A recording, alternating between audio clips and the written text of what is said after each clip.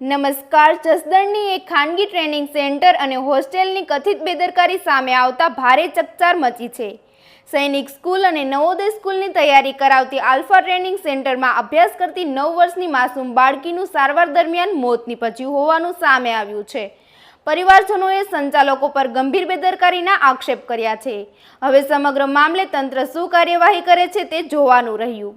વધુ સમાચાર માટે જોડાયેલા રહો આરપી ગુજરાત ન્યૂઝ, રાજકોટ. મારું નામ હિરેનભાઈ વાલજીભાઈ સંખાણો. આપ સ્કૂલના સંચાલક છો. શું ઘટના બની છે આખી?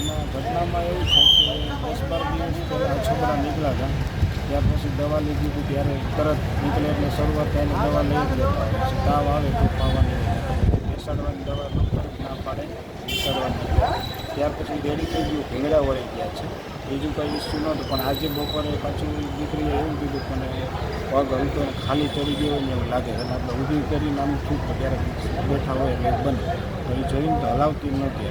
એટલે ઇસ્યુ લાગ્યું કે આંચકી ઉપડી ગઈ હોય કે નાનું બાળક છે એને બીજી ખબર ન હોય અને આંચકી કહેવાય ઊંચા. એટલે અમે તરત હોસ્પિટલ કોટડિયામાં લઈ ગયા. ત્યાં એને એની રીતના બધું જોયું, ડૉક્ટરને તરત બોલાવી. ત્યાર પછી એને એવું કહેવાનું થતું કે આને ઓક્સિજન ઘટે છે અને બીપી કહેવાય લો થાય છે, તો એ કે આને તમારે ફરજિયાત રાજકોટ આવવું પડશે. જ્યારે દીકરી બીમાર પડી હતી ત્યારે આપે એમના મા બાપને જાણ કરી હતી? ત્યારે તાવ માટે આપણે છોકરા નીકળ્યા ત્યારે નહોતી કરી.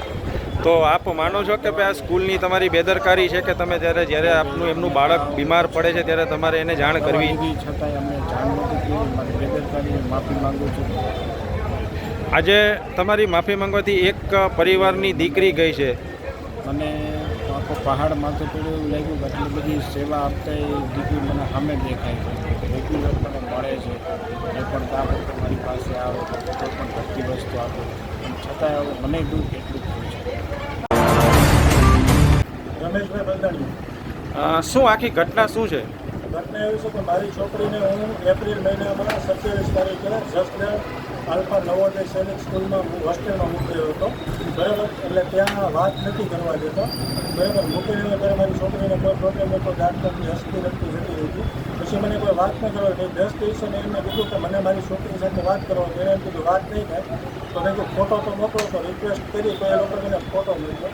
પણ એ ફોટામાં મને એમ લાગતું પણ વાત તો કરવા દેતા નહીં, બરાબર. એટલે ત્યારે હું મૂકવા ગયો ત્યારે જ છોકરી સાથે વાત કરી. પછી મારે કોઈ જાતની વાત નથી. આજે ઘટી વાગે મને ફોન આવ્યો, મને કહ્યું કે તમારી છોકરીને હોસ્પિટલ નીકળ્યા હતા પણ એ સારા થઈ ગયા અને તાવ આવતો હતો, તો તાવે પણ મટી ગયો છે, પણ હવે પગ દુખે છે ને તો અમે એના માટે રાજકોટ લઈને જઈએ છીએ.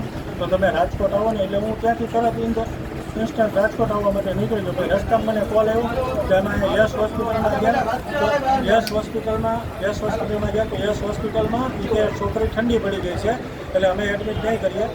અમે છોકરીને આપણે સિવિલ હોસ્પિટલ રાજકોટમાં શિફ્ટ કરો અને ત્યાં એડમિટ કરો. અહીંયા આવ્યા તો મેં મારી છોકરીની ડેડ બોડી જોઈ.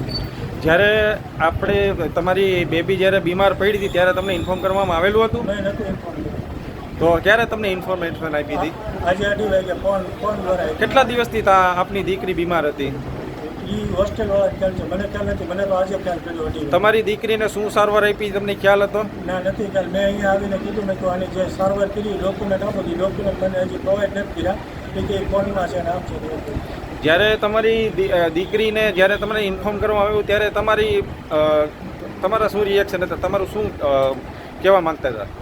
મને એવું નહોતું કે મારી છોકરી સાથે આવું થશે. મને એમ છે તબિયત ખરાબ હશે. ઓસાબડા કે દરેક વખતે ઓસાબડા નીકળ્યા અને પછી એ લોકોએ એવું કીધું કે એને સારું થઈ ગયું છે. અને પછી બીજી વસ્તુ કે એ તાવ આવ્યો હતો તો તાવે મટી ગયો છે. તો પગ દુખતો હોય, પગમાં એટલું બધી વસ્તુ ન થાય કે ભાઈ છોકરીની ડેથ થઈ જાય એમ. તમારી હવે શું માંગ છે? મારી માંગ છે કે આની તપાસ CBIમાં થવી જોઈએ, CIDમાં થવી જોઈએ, SITમાં થવી જોઈએ.